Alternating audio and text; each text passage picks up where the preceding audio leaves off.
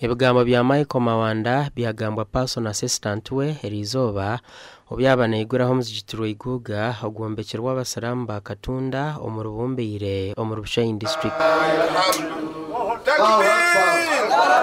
Saba abasalamu n'abandi abanyadini bona omajinga gakuturumaga okusherura bebembeza bashirura bebembeza bakubasa kubona bakunda idini eki batakwasosora amadini bambahereza obuhereza bagarke bagire umutima murungi gukushirura karu kihorere akataramo kujumirana kujuguterana ebigambo ningo kushanga bariyo batera abebembeza bakurondera hadini n'inganda. Tulondo umuntu tukureba ngo n'umukozi uturarebe ngo natukorra tubeno twajata tubeno twatayo kandi ubutigomburu n'abaramwe n'abesegereza urutaka buteko mudini abo kubate saheje Mawanda tumusalamu konkito abasalamu yatusakira ki umuziki twagitegereza abasalamu batugambira okugumirwa okubatwire no barabamu ahabo butagira muzigiti so batuyibura muzigiti murungi wekitinisa ogwakombekire tusima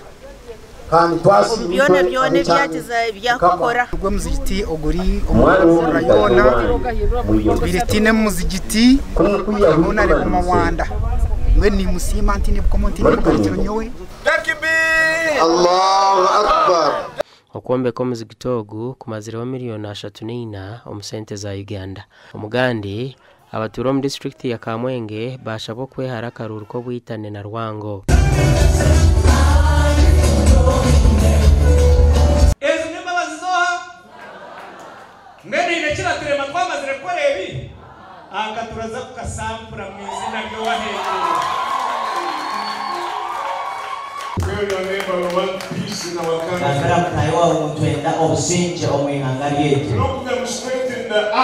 Murebe kimomesho omugambire We want peace in our country. Okushaboku kwakorwa mu kushaba aha Sunday kandi kwaba kugenderirwa kushabira ihanga na mnongo mbwire obwakaruru obwihangarumu. Tata tukishiri ihanga n'ekigaruka. Niba abashinja n'abakazi amadini agatarikushana family estarikushana buri kimwe cyose estarikushana n'ujanti akaruka takatubagiriza nobasa kweshanga mu family hesimbira abantu bana batanu muri abantu mukagumuka umwe nahagira undi jo nahagira undi cyo kumarisa ngweka yabo baherezo businje buyo muhagira umuntu weye semeriye kubanza kutina ruhanga denese akatutina kandi chikuru muneke na yegama na hurana garuwa mamani abo kuba ense iturumu nekore byayo na ruhanga nakore byeyi mazima cyanye jesangu mukushabiri hanga nimwe turabona gusingiza kandi tukozire mirundi mingi tureba ngo ihangariye yitu uburu bwahwa twasigara twinihorera gasha kwa Mike Atwakire na Anthony Atwine.